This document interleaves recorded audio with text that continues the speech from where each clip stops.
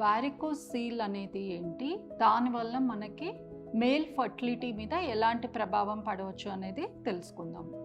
Varicose seal అంటే మనకి ఎక్కడైనా బ్లడ్ వెజల్ అనేది కొంచెము వాపు అంటే స్వెల్లింగ్ అనేది వస్తే దానివల్ల మనకు అక్కడ కాన్స్టెంట్ హీట్ ప్రొడక్షన్ వలన రకరకాల ప్రాబ్లమ్స్ అనేది రావచ్చు.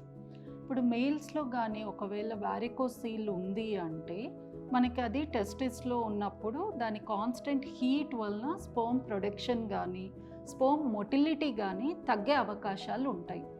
ఈ వారికోస్ సీల్ అసలు ఎప్పుడు టెస్ట్ చేయించుకోవాలి?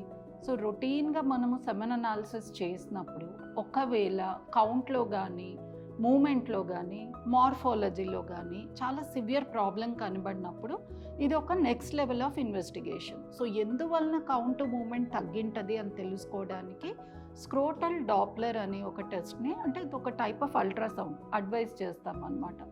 దీంట్లో మనకి ఒకవేళ వారికోసీల్ ఉంటే ఎలాంటి గ్రేడ్లో ఉంది, బికాస్ వారికోసీల్ మనకి ఇన్సిడెంటల్గా కూడా గ్రేడ్ 1 గ్రేడ్ 2 కనిపించవచ్చు.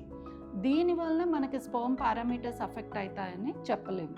కానీ ఈ వారికోసిల్ సివియర్ గ్రేడ్ అంటే గ్రేడ్ 3 and 4 ఉందంటే దీనివలన కూడా సెమెన్ పారామీటర్స్ అనేది అఫెక్ట్ కావచ్చు. ఇది ఒక టైప్ ఆఫ్ సిట్యుయేషన్.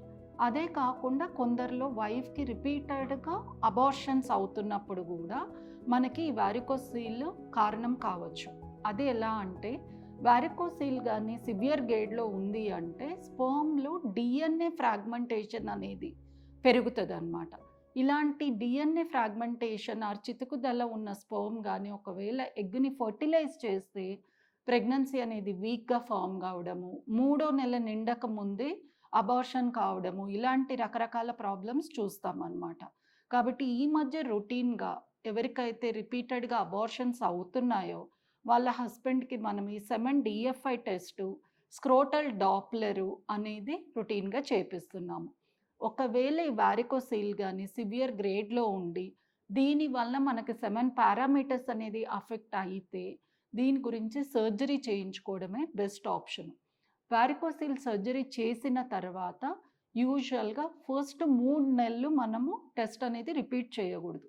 3 నెలల తర్వాత మెల్లగా మనకి సెమెన్ కౌంటు మూమెంట్ అనేది పెరగడము, అదే కాకుండా డిఎఫ్ఐ మెల్లగా తగ్గడం అనేది చూస్తామన్నమాట. కాబట్టి వారికోసీల్ ప్రాబ్లం అనేది మనకి ఉన్నా కూడా దానికి ట్రీట్మెంట్ అనేది ఉంటుంది.